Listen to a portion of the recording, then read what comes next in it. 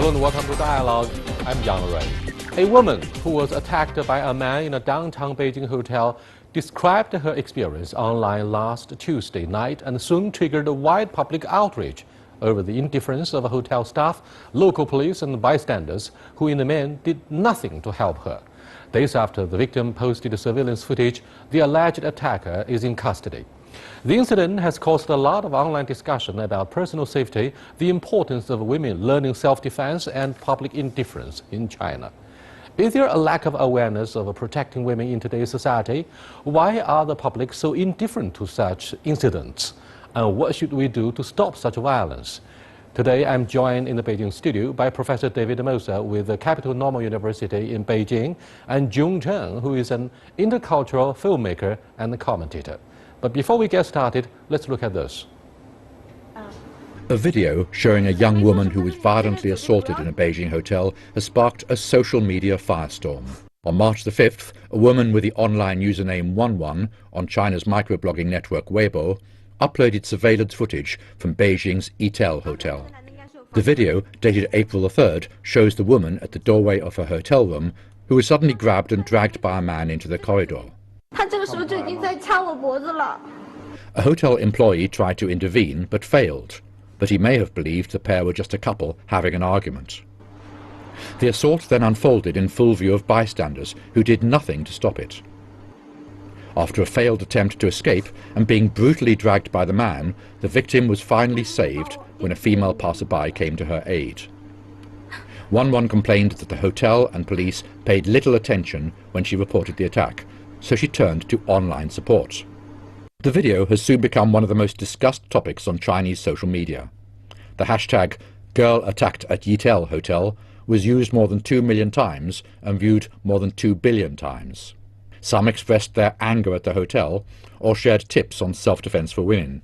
Others urged people to stop turning a blind eye. After the video went viral, some women held a protest outside the hotel in question, demanding that hotels in general do more to protect female guests.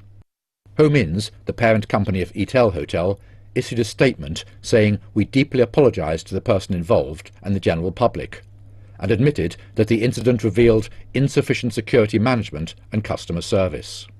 Experts also provided advice on how to prevent such attacks from happening in the future. Firstly, hotel security should regularly observe each floor through monitoring video to find abnormal conditions. Secondly, the security personnel should also patrol floors occasionally, including the fire exits, stairway entrances, and stairway spaces. Thirdly, they should reach the scene immediately to stop the emergency and take action after getting details, whether it is a quarrel among family members or not. Last Saturday, Beijing police announced that 5 suspects, including a man in the surveillance footage, had been detained. And the assailant confessed that he was handing out cards with information about prostitution services in the hotel and thought the victim was of the same occupation and a competitor, so he started to drag the woman away. But further investigations are still underway. Welcome to Dialogue.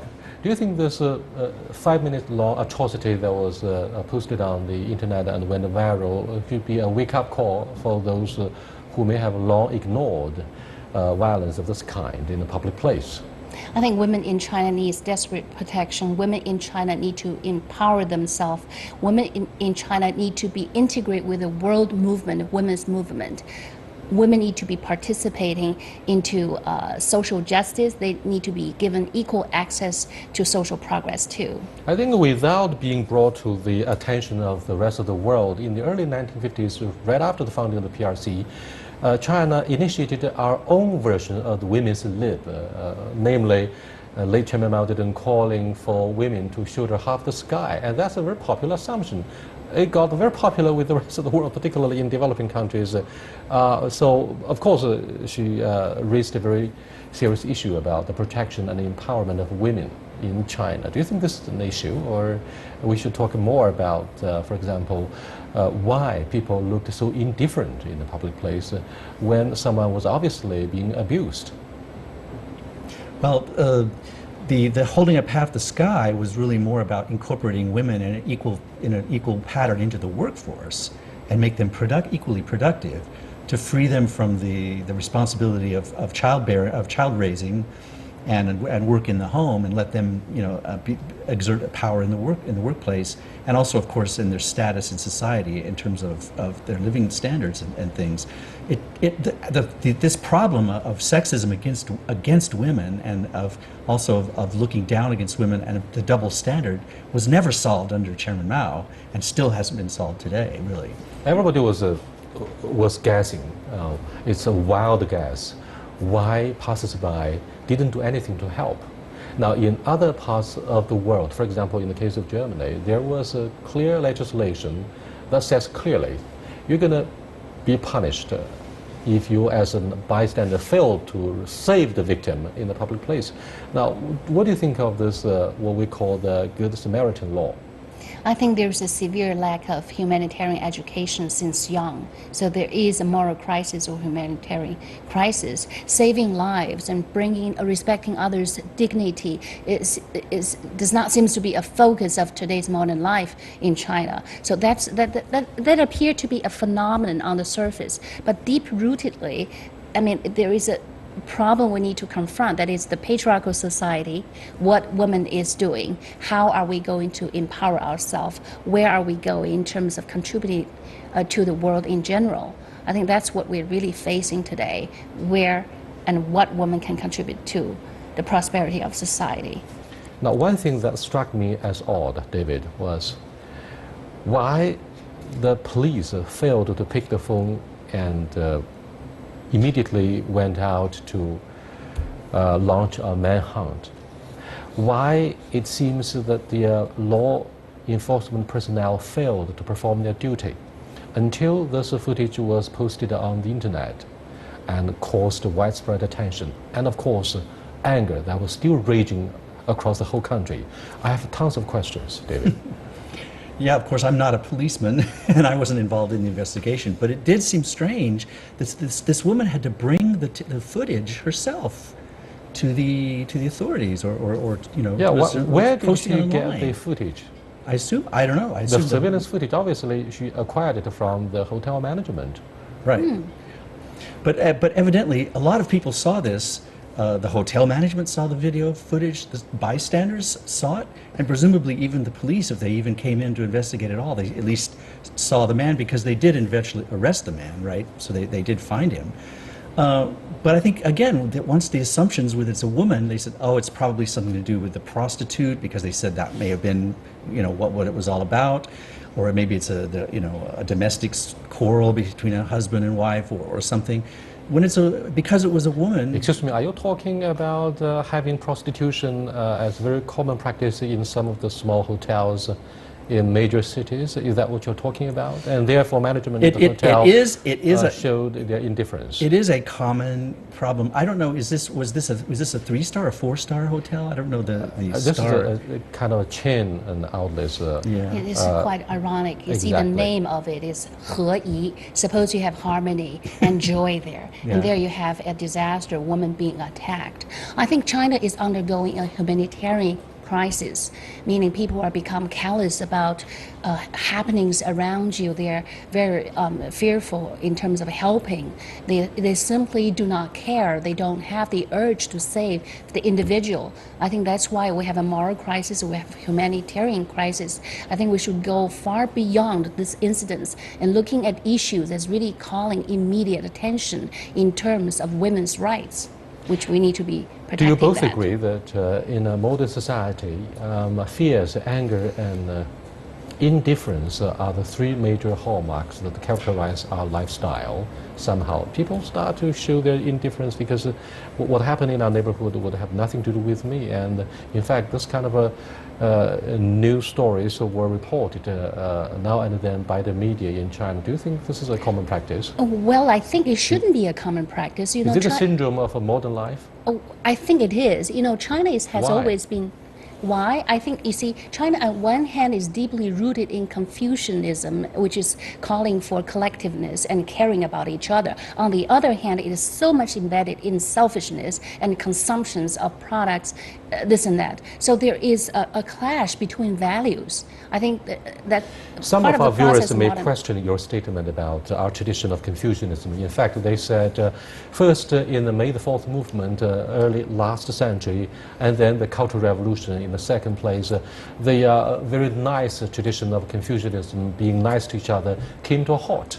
Due to the domestic upheavals and serious ignorance of the virtues and integrity of being a gentleman, of being a gentlewoman in this Oriental culture. Do you think this makes sense for what we call the social illness here? I've talked to a lot of Beijingers that tell me that the rudeness that you see now in Beijing, they said it wasn't that way before the Cultural Revolution. And they will blame it on that some of the breakdown in civility. I might just also point out, though, that in the Confucian ethics, that there's sort of a gap in the area of public morality. In other words, there's strong relations between parents and children, between husband and wife, between friends, but there's kind of a gap there about what about a stranger in public. That's sort of not part of the Confucian. Maybe enough is enough, June and David. Since we are fast integrated with the rest of the world, with, for example, the Samaritan law being implemented in some of the countries like the United States and European countries, where in the case of Germany, people would be held responsible if he or she fails to rescue the victim in the street. So what do you think of this interactions? You're saying we're fast integrating ourselves with the world. Maybe economically we're doing that, but humanitarianly, I think China is lacking humanitarian education. Chinese in their thousands are crisscrossing the Pacific Ocean. Many of them go to the United States. They are well educated, and the same is true with those who go to Europe. And religious belief is another matter that may have also affected the young Chinese in a positive way. Right, but I think China is still needing humanitarian education. I keep emphasizing on that because that's a basic human rights that need to be respected. Either you're a woman or a man or living beings or animals, you all need to respect each other. However, that tradition is somewhat lacking, particularly when China undergoes Cultural Revolution, a disaster on that magnitude. It destroys human trust. So there's an issue of crisis in belief system, that they don't have a trust system. There's no belief system except money become their god. That's really very tragic. Do you agree? I agree with you, but I don't think, I think there's too much emphasis on this being China's problem. Because I agree with what you're saying, and there's definitely a breakdown. But I think when, for example, a few years ago when this little girl was run over in southern China, little Yue, Xiao Yue, you remember that? There was all this consternation, what's happening to our public morality. This is not a Chinese problem. We see this phenomenon in the United States all the time. We see callous indifference to people in public. And I think this is what you said, Yang Rui, just at the beginning. I think it's more a symptom of modern life, where you have so many people crowded, especially in big cities, and people are just numb to the suffering around them. They see people, they see homeless lying on the street with no money and sick, and what do? You just ignore them. But I think if you're in the United States, people would rush to help. And I think here... I don't agree. There's too many examples where people didn't. I would rush to help. You would. I would rush to help. A very nice exception, perhaps. Now, do you think those indifferent bystanders should be held accountable, should be held responsible? Now, that's the case in Germany. If you fail to perform the duty of a very decent citizen in rescuing and saving the victims, you'll be brought to justice one way or another. Do you think we should pass legislation and stop this kind of indifference and alienation? I think so. Do you think so? Yeah, China is lacking in many law reinforcement. Legislation need to be maybe redefined in terms of women's rights in particular. Women need to be empowered and they need to be aware of their current situation. I think the issue of prostitution, if I may bring that back, is a very serious issue confronting China today, that women, they have to really respect themselves. They really need to, work on their dignity and their education, their talent. If we provide equal access to social justice or economic opportunities, perhaps women would not be in that situation being condemned. The other two issues that we should discuss here. might be one, whether we should have a faith by going to church, to have a religious belief, or is there anything wrong with our primary and tertiary education with regard to ethics, David? I think that education, that awareness, and in the media, there are many ways you can do it. I sort of hesitate to do this by legislation. It might serve to increase awareness of the problem, but for example, in China, they recently tried to pass this legislation that if children didn't go visit their parents often enough, that the parents could sue them or they would be fined. Many of the overseas observers feel this is ridiculous. Yeah, because it's deeply in your blood and heart to take care of your parents and grandparents. It's the same thing with people in distress in public places. There should be basic human decency. And it's strange to be passing laws to reinforce what should be just a natural passing law is the action on behalf of the government or the legal entity. Well, at the same time, we should have education. We should reinforce our education. I think that's the main thing. I think we should start our education since young. The youngster is very important. I think we need to start early in terms of cultivating their senses for respecting human beings. Basically, we have two kinds of education, family education and education you have from the school and the colleges. However, what do you think of yet a third kind of education that is based on the community service? Neighbors join each other in studying. I'm not talking about studying the Bible, but to study the decency of a citizen. Now, you either abide by the law, the Constitution, or to behave properly like a very decent citizen. I think we should go back to maybe to Confucian education, and he was China's first teacher. He was very much respecting the individual, including the family members. I think if we can reevaluate Confucian's idea, using it anew in modern society, maybe we can find the roots of well-being of each individual. I believe all of us must have been to Taiwan and Japan, where the code of conduct, the behavior of the locals are very nice, despite the unpleasant memories about history, particularly in the case of Japan. People from the mainland in their thousands went to Japan, and this number increased several-fold each year. And they all come back with very good memories about the behavior and image of the Japanese. They seldom talked about the history.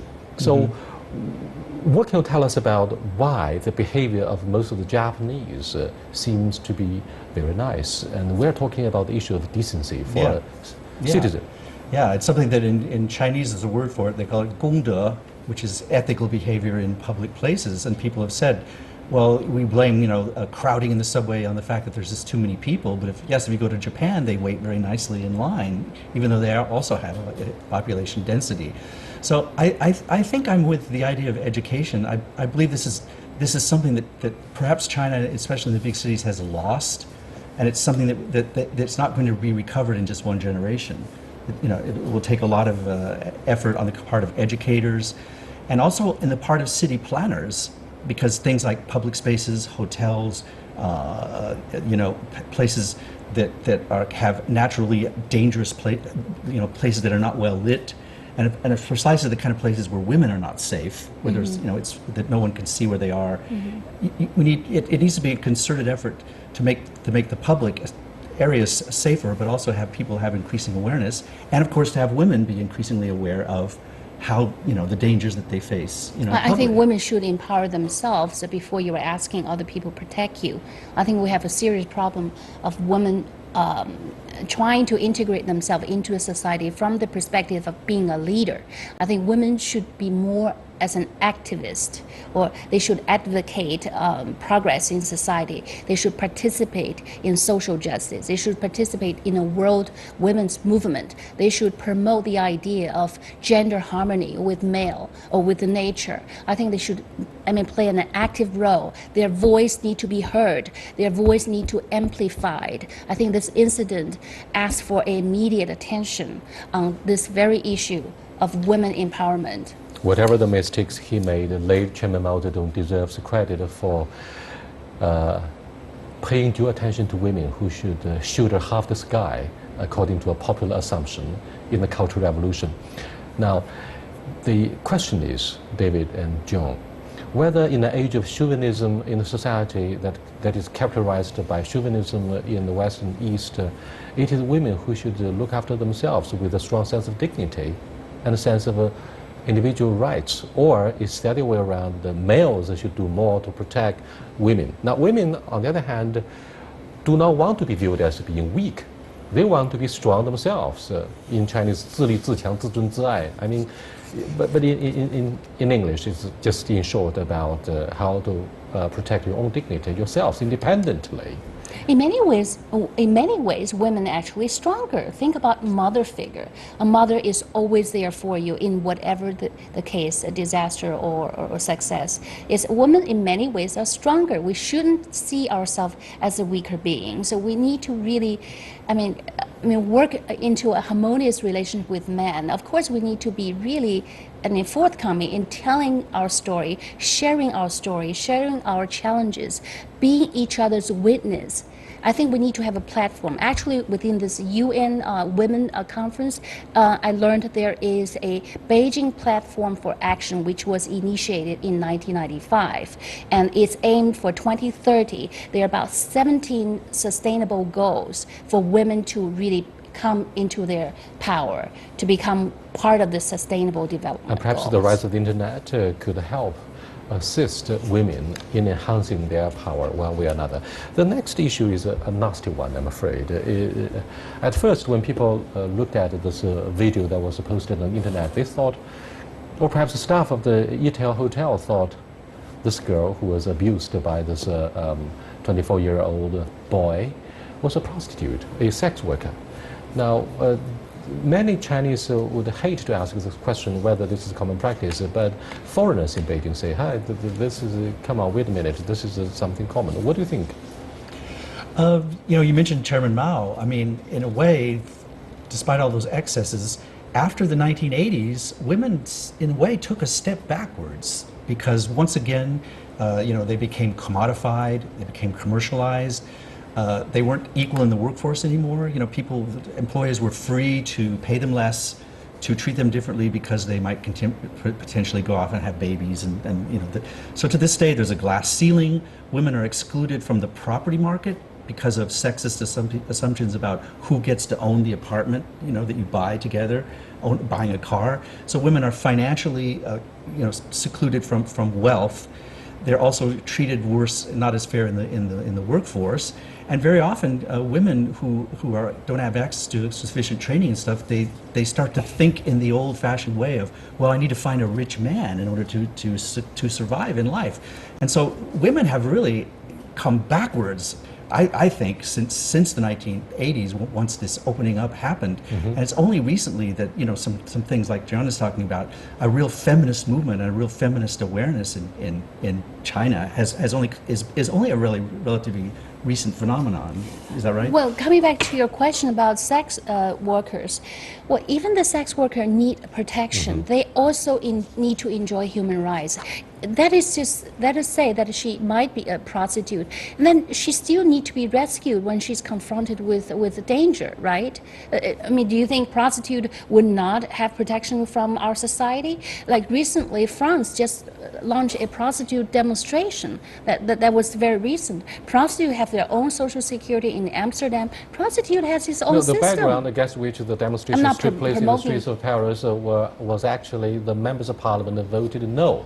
And made the prostitution illegal in the European country. Now, why did we have the indifference from the staff and management of this little hotel? They have the security cameras, hidden cameras everywhere, installed in the corridor, the bedroom, not necessarily in the bedroom, but why? Because a close friend of mine who comes from the hospital industry said to me, security of the customers is of utmost importance for the management of the hotel. And yet in this case of the Yitel Hotel, the management didn't do anything. Well, do you think the management is in bed with the pimp? Or do you think they are together? It's likely. If my hotel is flooded with prostitution and I wouldn't have a high-profile clientele, I think this hotel is probably not that very well management, and possibly I suspect that they are partially in bed with the local pimping. What about the punishment for the branding of this hotel? I mean, if the hotel chain were to have been listed in the stock market, I mean, what do you think of the jitters in the market? This could be a very severe consequence arising from this incident. I mean, the management of the hotel did apologize to millions of netizens. I think the hotel issue is secondary. Our primary issue is protection for women. And she is clearly an individual, just like me, walking into a hotel. We need safe environment for women today. Women should empower themselves, but at the same time, women need to be protected. Anyone, maybe we shouldn't say women, everyone needs to be protected. We need a peaceful world. And right now, the world seems to be in turmoil. And China is partially, I mean, that chaos, although it has a lot of economic prosperity. Harassment of women takes place in many places. Every day, every passing day in China and elsewhere. But it seems the local police didn't do anything immediately upon getting the report from the victim, the lady who was harassed and abused in an atrocity that lasted for 5 to 6 minutes without having anyone to stop this. Now, what's wrong with the local law enforcement personnel? However, it seems the new media played a powerful role in alerting the police to the consequences of the incident. So the next question is very much about the role of the new media, whether that would get the job done more quickly in terms of bring bad guys to justice. Yes. I don't think you can. I mean, the only thing that the new media can do is to post it and bring awareness after the fact.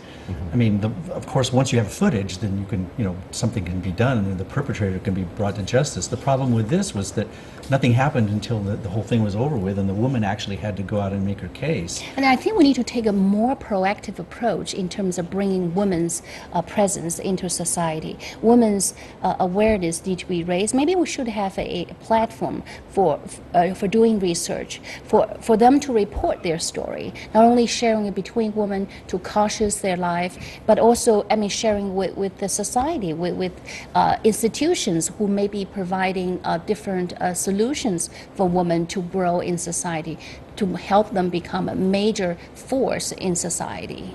I think we need to take more proactive approach. This domestic violence law that was just passed and was March 1st. March the 1st, yeah. it went into effect on March 1st. That's long overdue, and it's to correct this sexist notion that violence against women is a private, family, personal affair.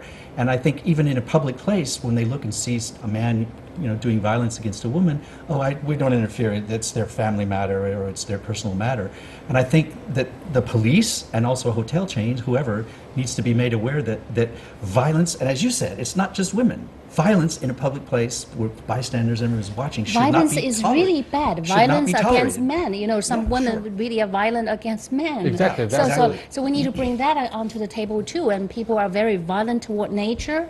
That they take. Violent toward animal. Violence is disease, which we need to be rid of. Period. So this, I think, is about peace. It is about a society that need to be more prosperous in terms of human values. I think that's the root problem. Thank you very much for the participation in this edition of Dialogue.